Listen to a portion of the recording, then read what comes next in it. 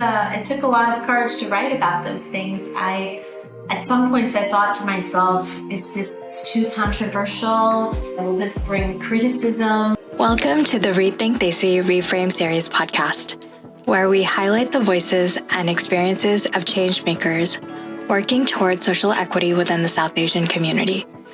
In each episode, we interview people who are leading the way in areas such as education, healthcare, social justice, art, and entrepreneurship. Hi, I'm Arpita Sharma, your host and co-founder of Rethink Desi, a project to unpack what it means to be Desi locally and globally. In today's powerful episode, we dive into the remarkable book called From Ash to Ashes. This book helps us to unpack the model minority myth and the impact of homophobia within our communities. For my K-drama fans out there, I highly recommend this one. It reads like it's straight out of a Korean drama. Our guest is Krishma, who immigrated to the U.S. when she was a child and has dedicated her life to teaching students for the last 11 years. I had dedicated this novel to my son who passed away, my son Kabir. And I thought to myself that I've dedicated this novel to him. And so I have to be authentic. I have to be true to myself and what I believe. And this is what I believe. And at the end of the day, not everyone is going to agree with that, and that's okay. Join us as we explore the intricate intersections of cultural identity, family expectations, and the devastating consequences of homophobia in this week's episode of the Reframe series. So we're gonna get into it today, and we're so excited to have you here with us. Thank you, Arpita. I'm so happy to be here. Thank you for having me on the show. Yeah, definitely. So let's get started with our first question. Can you tell us a bit about your book, From Ash to Ashes, and what inspired you to write it? Mm-hmm. So From Ash to Ashes is a book about a Sikh family that immigrates to America from India in the early 1980s. And they have 4 children.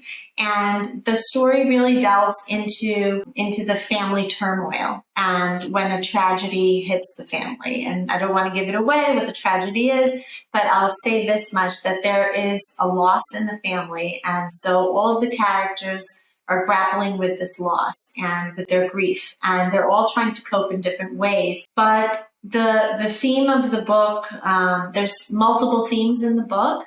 Not just grief and loss, but there's also the themes of mental health or the lack of awareness of mental health. There's themes of the generational and cultural gap between parents and their children.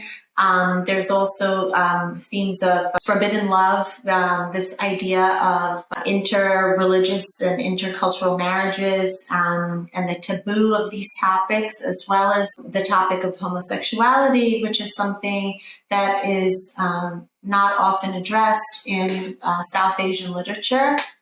Especially in the context of the Sikh family. So what inspired me to write this book was the death of my own son, my firstborn son, when I was 24, almost 25 years old. And because I myself personally did not have access to mental health care, which I desperately needed at that time, I was young, I was a new mom, and I also was living in the United Kingdom at the time with my husband and his family. My family was in America. So I was isolated and I was struggling. And I had always sort of been a creative writer as a teenager, as a young adult. And so I started writing this story about a family who experiences loss and grief. And how and so it was for me a self-help mechanism. It was a way for me to cope, to be able to channel all of my emotions of grief into a story that was about someone else. Because I myself was having such a hard time dealing with my own personal loss. In a way, I sort of deflected it on somebody else, and that's how the story began. But over the years and as time passed by, the story then became something else, where I started to talk about other issues that South Asian people deal with, such as some of the other things that I mentioned earlier. I wanted to address all of these things in my book because I think they're topics that are very important and that are often overlooked. You can really tell that as I was reading this, just the love and care that went into the development of the characters, and it was quite an easy read. I was able to just finish it in 2 settings. How did your own experience as an immigrant and as a Sikh inform the story of Mira and her family in the book? This is a fiction novel, so I keep trying to tell my husband, who's like, but people will think that I did this and I did that. And I said, I know you want to be lover boy in the story, but you're not him. It's fiction. But there are definitely, some parts of the book where are an inspiration for my own personal life. For example, Mira is an immigrant like myself. She moves to New York around the same age that I did. She attends New York University just as I had. So, there's a lot of that, a lot of those commonalities. And definitely this whole idea of being of a different religion and culture and then coming to a completely different setting, a different world where the perspective on everything is different, but your parents expect you to continue with the same values and the same upbringing that they had back in a different country at a different time, but you're no longer there. So the idea of balancing all of that, the old world cultures, with the new world that you're living in was always challenging and difficult because you felt that you wanted to be accepted and acculturated to the new American culture, but your parents wanted you to hold on to your religious values, to your cultural values.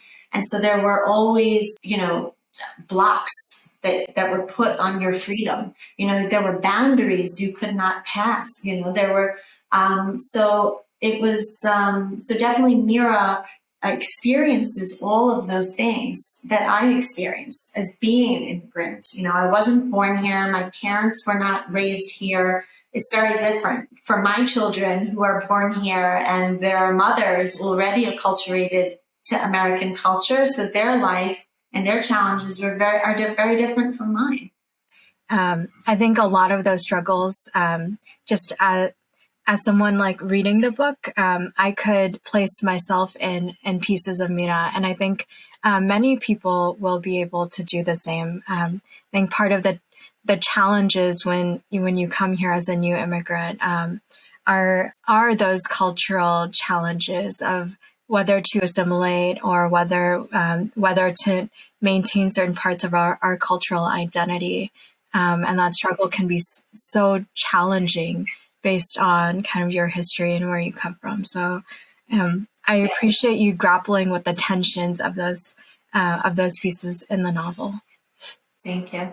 I can tell you a quick funny story if you have time. But so the one example was I remember when I was 11, 12 years old, and as someone who's Indian, we have dark hair, and so we're going to have dark hair on our body, and as opposed to everyone who I went to school with who was blonde and had blonde hair, everybody, and being 11 or 12 years old, and my mother would not let me shave my legs or wax my legs or anything. And Mira kind of goes through the same thing in her school where she's being made fun of because she can't shave her legs because her mother thinks that's wrong because you're a child and until you become older, you can't do this. But it's a great struggle because in gym you're required to wear shorts or whatever, and during the summer months, during the warmer months of the school year, the kids are going to make fun of you if you're, So it's even the little things about our culture. There's such a small thing, but it can actually make such a big difference in the quality of life and friendships for a child growing up in America. So. That's an example from the book, which is definitely an example of my life too. Yeah, and I definitely relate to that as well and similar struggles.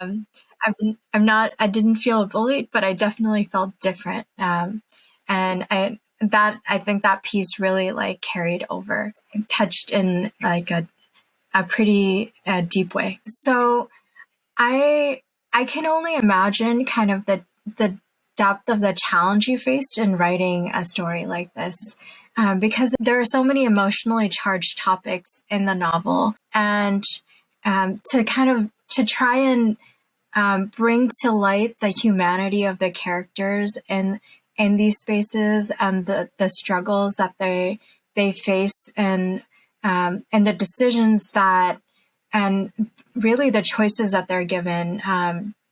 It really hits you to the core. And so I'd love to just kind of ask you about, like, what challenges did you face? Yeah. The challenge that I faced writing some of the more difficult parts or phrases or verses in the book were the fact that, like, for example, the part about the grief and loss. I wanted to accurately channel the pain that I felt. And I mean, it's one thing to feel an emotion and to experience it, but it's another way to then express it so that others who are reading it could also feel and empathize with you.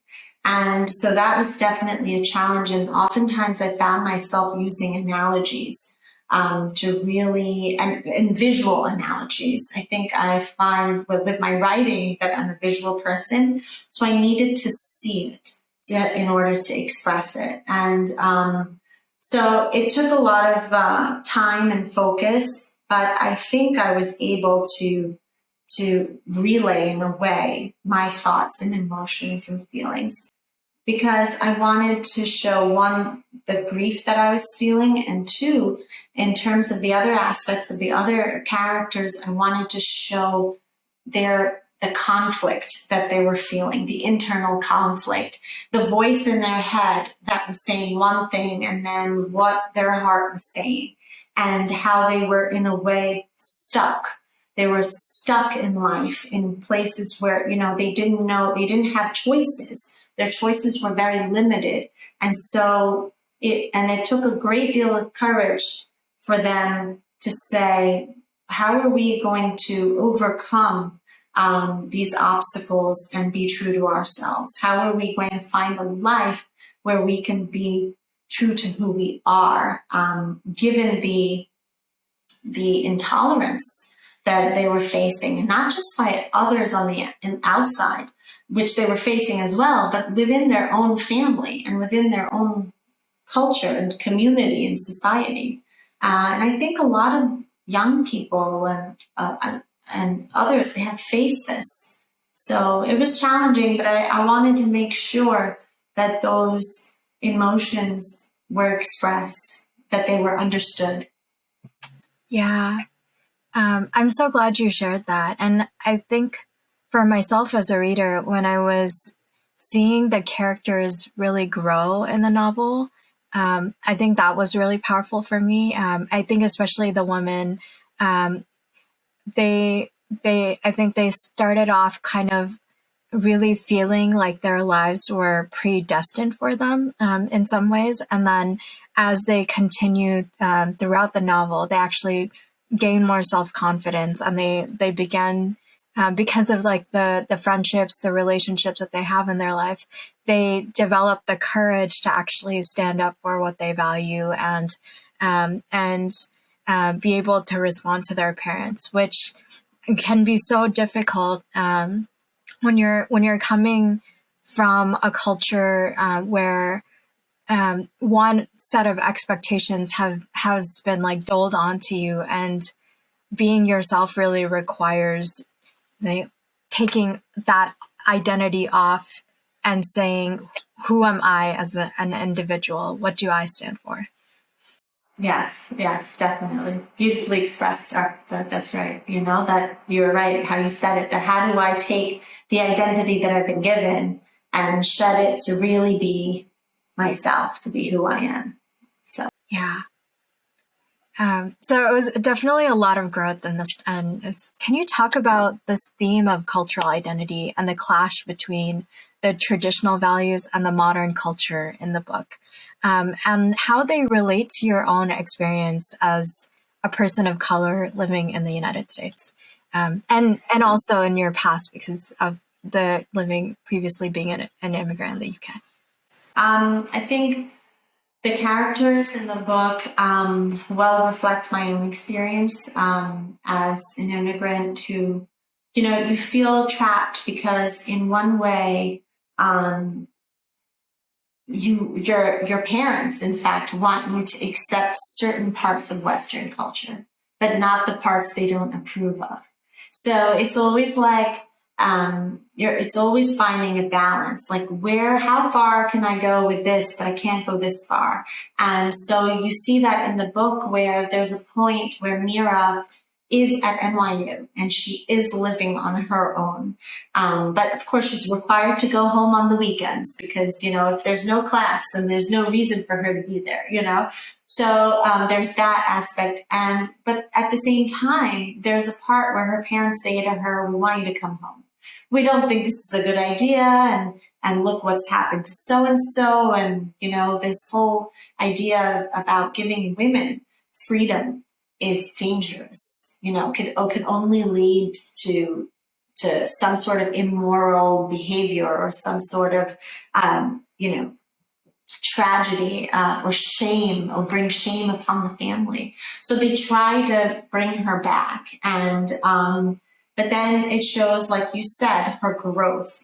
She's taken on the individuality of American culture by this point in her life. As opposed to when she was younger. You see her as a 12-year-old, as a 13-year-old, where she accepts what her parents say. And then by the time she's 18, she's accepted this part of American culture, and she sort of stands up to her parents and says, well, you know what? My education is a lot more important than you wanting me to be dependent on you. And I don't want to go to a regular local school. I've worked very hard for many years to make it to a top university, and I'm going to now be here and stay here now that I'm here, rather than disrupt my work. And so that's like a big thing for her parents, because it shows how she, first of all, is talking back to her parents. Second of all, she's disagreeing with their decision. And third of all, she's forcing them to have an open discussion about something they think is not a discussion. It's a decision only for them to make. And so you see that in that example in the book, how the characters in so many different ways and examples, such as this one, how they're having to constantly to pick and choose of which part of which culture they can keep and which they can't, but at the same time challenging the old ways and asserting themselves. And so I went through a similar thing in my own life where, going away to school to live on your own is a very big deal. And actually the only reason, it's not the same for Mira in the book, but in my life, because like I said, it's fiction, not everything is in the book is my life, but in my life, my brother was a senior at NYU when I was a freshman. And that was the only reason why I was not allowed to go away to a different university, even further, like out of New York, because it was like, well, your brother's there and he'll keep an eye on you and he'll be around you. So it'll kind of be okay for you to be there at the moment, because otherwise, like, to leave me there alone would be like dangerous, for them. So there was that aspect of it, and of course I had to come home every weekend, and I had to, that was expected. So you find that the cultural difference and this whole immigrant mentality that you still have to stick to the old ways of India, even if you are raised and growing up in America and living in America, is part of that immigrant experience. I think all immigrants go through that. They're stuck between two different cultures. And I can also, I also related to aspects of that as well, and kind of having conflicts with my parents, with like attending the local state school versus going to Berkeley, when I had gotten admission because of those kind of same challenges. So, I'm so glad that I think writing that in the story kind of creates room to now have discussions about about those challenges. And I'm just so grateful for you, that you've created the language around that experience. Thank you. I think it's a very real tension that exists for a lot of different families, and many women. I'm sure many women have dealt with, had to grapple with these challenges, and just the fact that you're creating space for that dialogue is it's beautiful. Thank you. Yes, thank you. I was thinking, yes, education is something that a lot of women, either their education is limited to keep them in a certain position so you can exert control over them, or in certain families where education is expected, and it's okay to be educated, but it has to be within the terms and the rules of the parents, in terms of like, yes, if you want an education, you can have one, but you still have to live at home, and you still have to, you have to go to that school, or you can only study this topic. So, I mean, that was the case with her brother, where, he's interested in joining the parents' business, but it's completely discarded. They said, no, that's a waste of your potential. You need to become the doctor because you're smart, and you can be, and you have to be a doctor because it's a good career for you in the future, but also it's seen as such a prestigious career to have in the South Asian culture. Like, if you're not a doctor, if you're not a lawyer, and if you haven't become an engineer, then what is it that you're doing exactly? Like, why are you studying? It's that, so there's a little bit of that humor in the book too, about, well, you're not going to join our business. We're doing this to just survive, as immigrants in this country. You're going to do something better and greater than us. And I think that is the dream of immigrant parents that you see in the parents of Mira's parents in the book. They have the same immigrant dreams that so many of our parents had when they came. So I wanted to bring that to light too. Yeah. You definitely did, I think, in so many different ways. So outside of this book, you are also working on a nonfiction book called Brown Girl's Guide. Can you tell us a little bit about the project and how it might be related to the themes of From Ash to Ashes?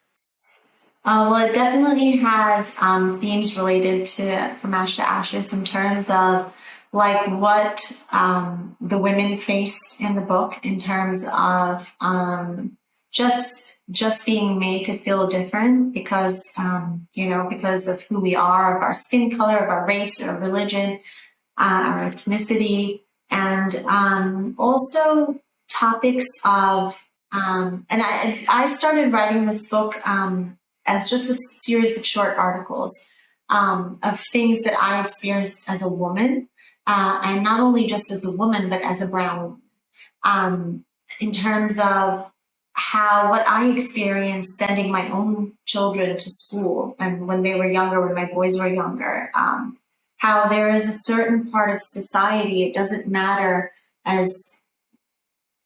doesn't matter what demographic, doesn't matter the higher the demographic you're in, the education bracket might be higher, the income bracket might be higher, but you still get to some point where your physical attributes and who you are will be a limitation. And it really comes out in that book. And I want you to know that I had written many chapters of that book about my own personal experiences as a brown woman in America, the discrimination, the difference, but I am also going to be taking chapters from other women that I know, were not necessarily related to me, but their experiences that I'm very interested in terms of people who have worked in the corporate world, and how these women have felt completely discriminated against because of their color as well as their gender, and how it's always been sort of like a way of, I guess, in way of the discrimination that exists in this country. So what they've experienced. I also have wanted to talk about women who have experienced cancer and other diseases and how they have overcome those challenges. So some of the things that are going to be written in that book are going to be about real women and about their experiences of womanhood in general, and also motherhood for many of them, in terms of, but from the eyes of a person of color, how they have experienced their life as through the eyes of a person of color, because it's very different from someone who is white or is, so that's going to be completely different, but I think it's going to be very interesting. Yeah, I'm excited to read it when it comes out. I think it'll provide a really valuable perspective, because I think oftentimes we don't really hear of the experiences of mothers, and once they've had kids, it almost feels like that part of the conversation has ended, and then they're supposed to fall into certain traditional dynamics. But there's a lot of grappling that also has to happen in those spaces. And so I'm excited, and maybe we can have you back for another interview when it. That's good. Wonderful. Yeah. So I want to kind of delve into this other aspect of you as well, which is that you've been an educator, an experienced educator, and you are also a public speaker. How do you see the literature and the storytelling as a tool for creating social change and promoting understanding across different cultures and communities? Well, I've taught social studies in high school for about 11 years. I only stopped about 2 years ago after I gave birth to my fifth child, my daughter, who is now 1. She's like 15 months old. And so I haven't gone back to school yet because I have a lot on my plate at the moment. So I don't know if I'll go back to teaching soon or maybe after a few years. Let's see how the writing bit goes. And so I found while working, even though I worked in the social studies department, I did work in some schools where I worked in overlapping departments where I did help with English as well as with social studies in some support way, like support departments within schools. So I found that literature had a big effect on young adults. They were forced to, through essays and papers and other assignments, they're forced to really evaluate a lot of the bigger questions and topics in life. And I found, because I worked in smaller groups in the last high school where I taught, I found that the students and I were having these wonderful discussions about things like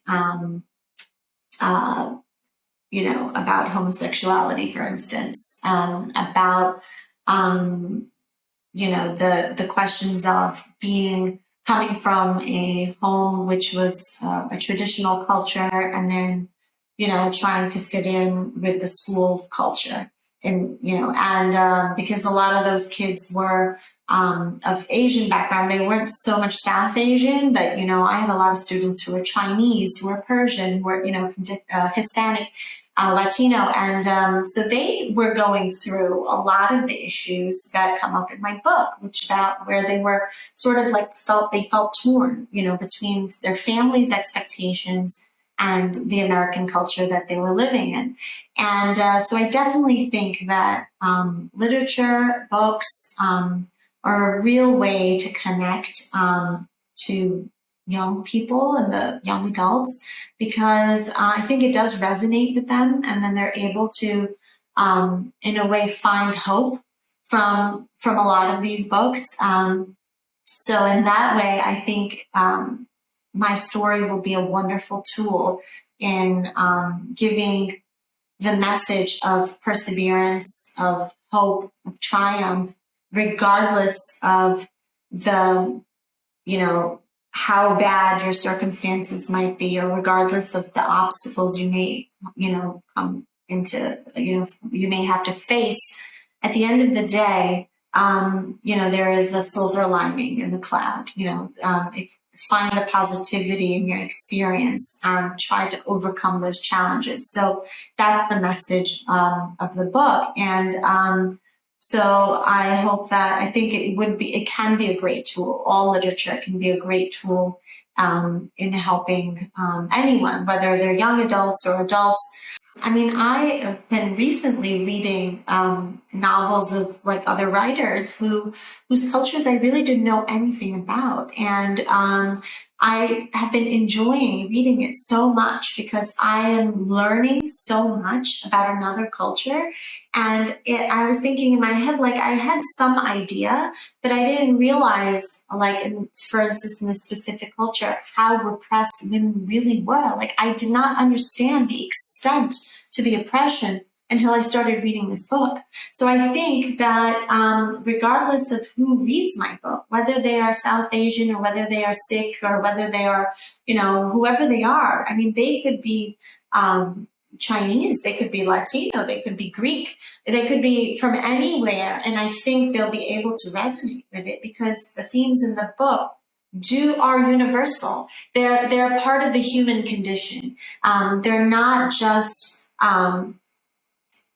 for one culture to understand. It's a multicultural themes. So I think, it can be understood across cultures for sure. Yeah. I do hope that everyone does read this book because there are just so many pieces. And I think just the fact that you've written it in the context of like the US, I think you are one of the first writers from the Sikh community to be able to share a novel like this. And there's just so, I think there's so much value in being able to kind of share and openly talk about a lot of taboo topics in such a narrative format and be able to give people language to express to really express and better understand their own experiences and the context of the challenges that they might be going through, and having someone that they can connect with in this way, it's really important. Thank you so much, Arpita. Thank you. I really appreciate that.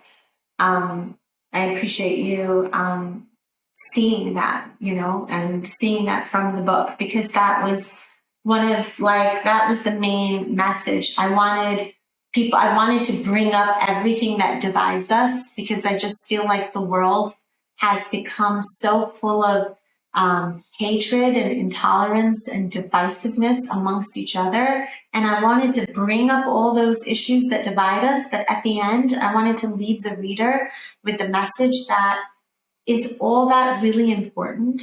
What's important at the end, right? It's love, right? It's love. It's unconditional love for each other. And it's also oneness. I wanted the reader to understand that the most important thing in life is understanding this concept of oneness, that we are all one humanity. And we just need to unconditionally accept others who are different from us. And that's what I wanted to get across. And I see that you've seen that, so I'm very happy. It gives me great joy. Yeah. And I think you do it very beautifully in that I think there's a lot of bravery required in order to do that, right? Where there's a deep sense of fear of like, will we be excluded from our community? What will people think of us? How will this impact kind of our future, connections that we could make, or the reputation of our family? And that can be really hard to sit with in those spaces. And the way that you were able to connect the characters and see how those fears can really impact their lives in such a big way. And the courage it requires to stand up in those situations and be assertive and stand for one's values, how just truly challenging it can be. And so that definitely came across, and that deep connection to oneness also definitely came across.